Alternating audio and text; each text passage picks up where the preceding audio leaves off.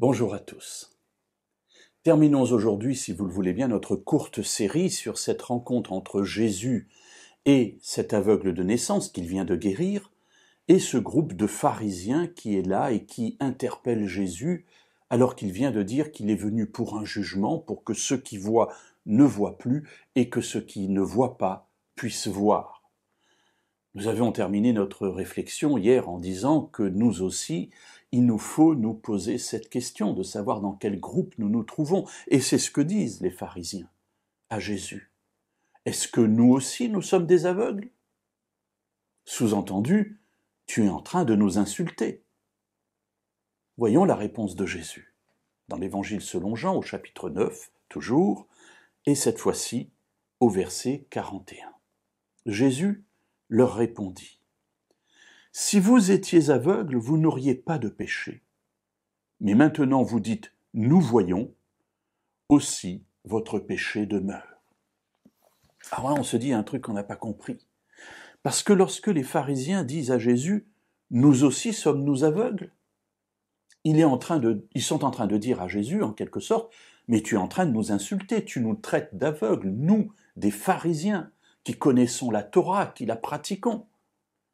Et la réponse de Jésus est interpellante parce qu'il dit : non, je ne suis pas en train de vous insulter et vous traiter d'aveugle. Si vous étiez aveugle, mais vous n'auriez pas de péché. Mais votre problème, c'est que vous dites justement : nous voyons. Il est là votre problème.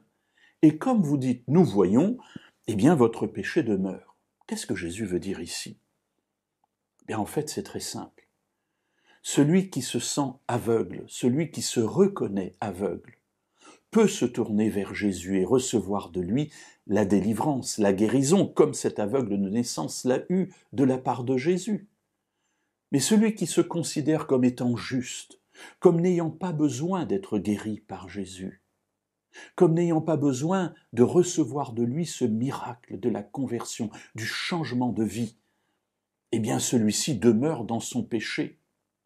Alors en fait, ce que les pharisiens considéraient comme une insulte, sommes-nous, nous aussi, des pécheurs, aurait dû être pour eux, au contraire, une bouée de sauvetage. Oui, nous nous considérons comme pécheurs, alors sauve-nous.